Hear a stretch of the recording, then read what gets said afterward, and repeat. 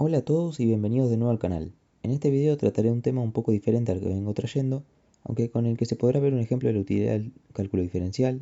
además de intentar explicar un poco un fenómeno que me parece bastante interesante sobre física,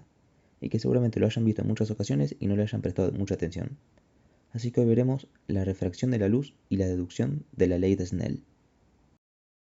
Desde siempre la luz llamó la atención de las personas, posiblemente por ser uno de los fenómenos más importantes para nosotros al relacionarnos con nuestro entorno. Es así que durante toda la historia hubo intentos de entender su naturaleza, y si se quería hacer de manera completa se debía llegar a algún tipo de descripción matemática de su comportamiento. Entre todas las posibles características de la luz que se pueden intentar entender, en este video nos centraremos en buscar cómo es la trayectoria que sigue un rayo luminoso. Para esto nos basaremos en el principio de Fermat, declarado por Pierre de Fermat en 1662, que dice: el trayecto seguido por la luz, al propagarse de un punto a otro, es tal que el tiempo empleado en recorrerlo es un mínimo. Es decir, si un rayo luminoso va de un punto A a un punto B, lo hará siguiendo la trayectoria en la que le lleve el menor tiempo posible hacerlo. Teniendo en cuenta esto y que la velocidad del rayo de luz dentro de un mismo medio es siempre la misma, podemos pensar qué es lo que pasa con el rayo cuando se desplaza inmerso siempre en el mismo medio. Así, el tiempo que le llevará a ir de A a B será igual a la distancia recorrida por el rayo, dividida por la velocidad del mismo en ese medio. Así podemos decir que el menor tiempo se corresponderá con la menor distancia posible recorrida por el rayo. Y como es sabido, la menor distancia entre dos puntos es igual a la línea recta que une a ambos. Por lo tanto, podemos concluir que mientras un rayo de luz se mueva dentro de un mismo material o sustancia, lo hará siguiendo una línea recta. Lo interesante surge cuando pensamos en que los puntos A y B se encuentren en medios distintos, donde a cada uno le corresponde una velocidad de desplazamiento de la luz diferente. Ahora ya no es tan simple la resolución del problema como antes, ya que aunque la menor distancia entre A y B sigue siendo la línea recta, esta trayectoria no es necesariamente la que lleva asociado un menor tiempo. Para hacer más fácil la resolución del problema vamos a considerar únicamente un espacio bidimensional donde se puede mover el rayo de luz. El punto inicial A se encontrará dentro de un medio con una velocidad de la luz asociada v sub 1, y el B se encontrará en uno diferente con una velocidad para la luz igual a v sub 2. Además, la línea de intersección de ambas sustancias será una recta, tal que la distancia entre esta y el punto A sea igual a h, y entre la recta y B sea dl. Por último, la distancia entre los puntos A y B en el sentido paralelo a la línea unión de los dos medios lo llamaremos m.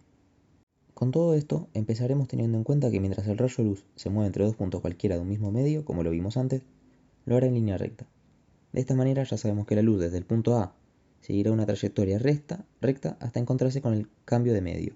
tras lo cual puede que cambie de dirección y vuelva a seguir nuevamente una trayectoria recta desde este punto hasta B. Es decir, la trayectoria de la luz va a estar formada por dos trayectorias rectas unidas por el posible cambio de dirección que suceda cuando cambia de medio. Con todo esto podemos ir tomando puntos distintos sobre la recta intersección de los medios, suponer que ahí es donde el rayo de luz pasa de la primera sustancia a la otra,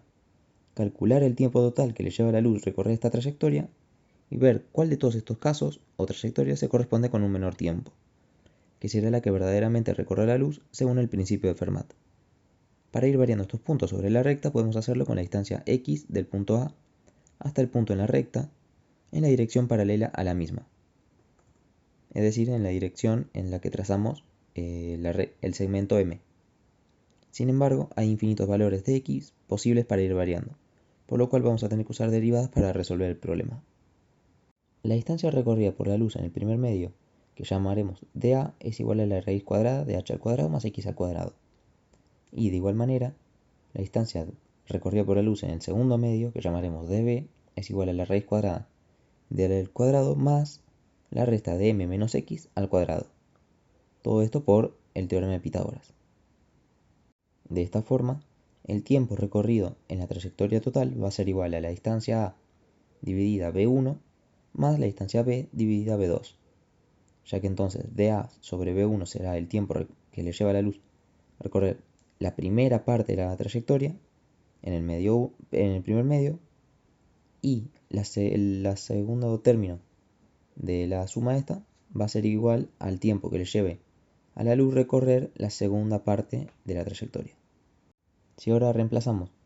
los valores que vimos antes en la fórmula del tiempo, vamos a ver que el tiempo es igual a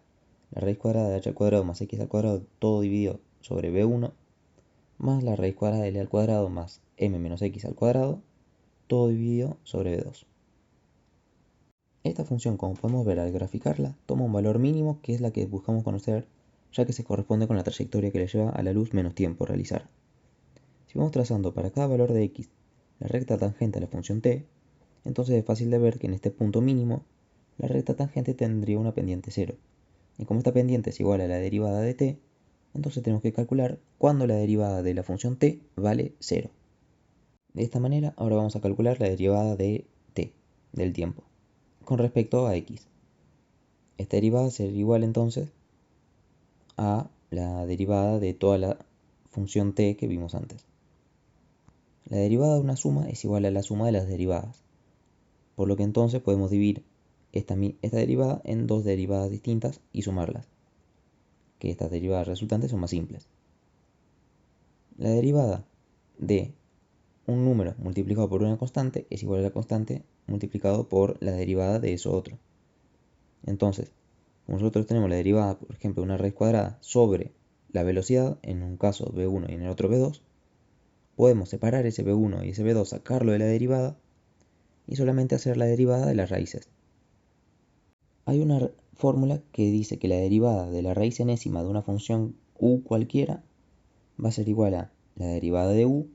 sobre n por la raíz enésima de u elevado a n menos 1.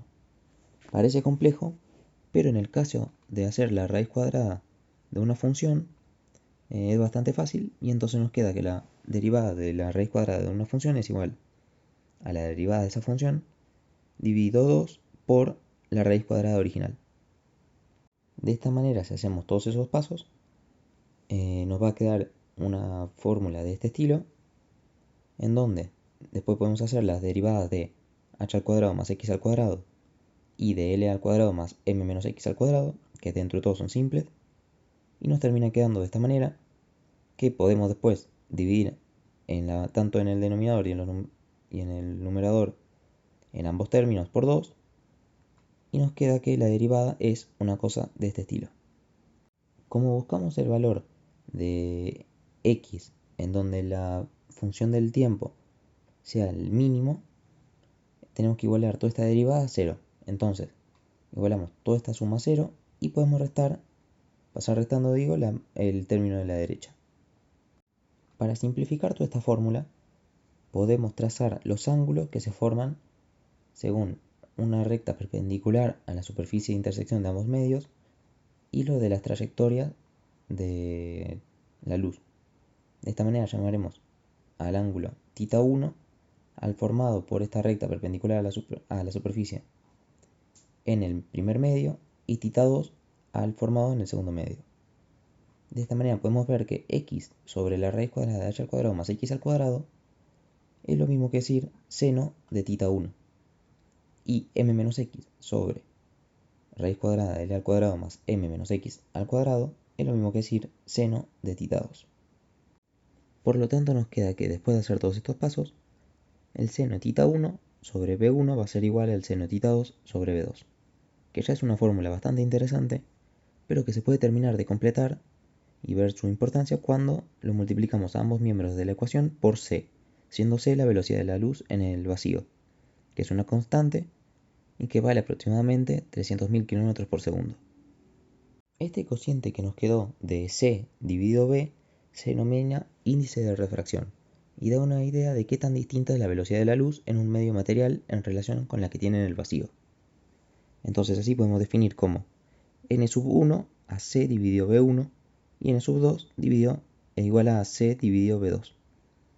Así la fórmula que teníamos antes la podemos terminar acortando como n1 por seno de θ1 va a ser igual a n2 por seno de θ2. Esta simple fórmula resultante es la conocida ley de Snell, que podemos ver con una simple búsqueda en internet. Veamos algunas consecuencias de esta ley. Si hacemos que el ángulo θ1 sea igual a 0, es decir, que el rayo de luz llegue de manera perpendicular a la línea de separación de ambas sustancias, entonces el seno del ángulo será también igual a 0, y por lo tanto tendremos que todo el término de la izquierda será igual a 0, al igual que el de la derecha. Esto termina obligando a que el seno del ángulo θ2 sea 0, y por lo tanto este ángulo también valdrá 0. Es decir, no importa qué velocidad tenga la luz en cada medio, si ésta llega de manera perpendicular a la superficie de contacto entre ambas sustancias, no variará su ángulo de inclinación. Sin embargo, esto ya no se cumple si el rayo no llega de forma perpendicular y la velocidad de la luz varía de un medio a otro. Supongamos que n1 es mayor que a n2, es decir, que la luz viaja más lento en el medio de arriba que en el de abajo. De esta manera, como ambos productos de la ecuación se igualan, necesariamente el seno de θ1 debe ser menor que el de θ2, y de esta manera θ1 será menor que θ2. Este cambio en el ángulo de propagación de la luz al pasar de un medio a otro se puede ver, por ejemplo, en la deformación de la imagen de un objeto dentro de un vaso con agua, como sucede al sumergir un lápiz que parece como partido a la mitad.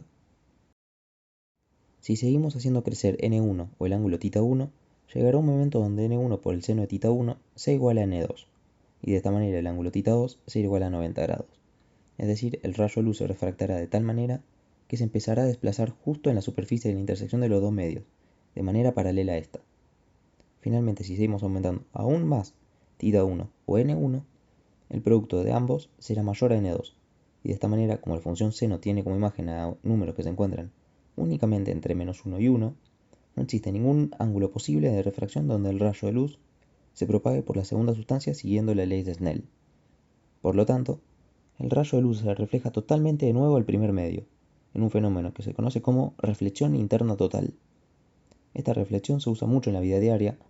por ejemplo en el funcionamiento de la fibra óptica. Aquí se usa un láser que viaja dentro de un fino cable de sílice, el cual tiene un núcleo de mayor índice de refracción que el revestimiento, y que permite que cuando el láser llega al límite entre ambas partes, en vez de escapar de la fibra, se refleje nuevamente dentro del cable. Esto permite que un pulso de luz se pueda hacer llegar a donde queramos con la fibra óptica, teniendo mínimas pérdidas y a una gran velocidad de transmisión. Bueno, eso es todo por este video. Espero que hayan quedado claro un poco de lo que intenté explicar aquí, que les haya servido para ver cómo se pueden usar las derivadas en la vida real, o al menos intentar hacerlos interesarse por la física de las cosas que vemos día a día y que posiblemente nos parecen normales, pero que esconden muchas cosas interesantes detrás, al igual que cada fórmula que nos presentan en clases o en algún libro. Cualquier duda o comentario es bienvenido y gracias por ver.